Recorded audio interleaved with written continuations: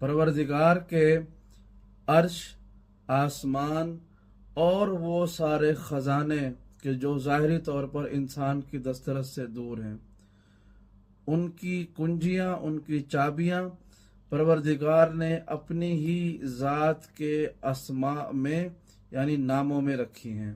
खुदावंद करीम के नाम को पुकारें, उन्हीं में इसमें आज़म मिलेगा जो खुदा का सबसे बड़ा नाम है, और वही नाम है कि जो अल्लाह के अर्श के ख़जानों की चाबियां हैं। और उन्हीं नामों में से ये आसान तरीन नामों का विर्द आपकी ज़िंदगी को खुदा की नेमतों, रहमतों और बरकतों से माला माल कर देता है। खुदावंद करीम के नामों को याद रखें। क्या नाम है? या अल्लाह हो, या अल्लाह हो, या अल्लाह हो, या अलियो, या अजीम, या अलीमो, या हकीम।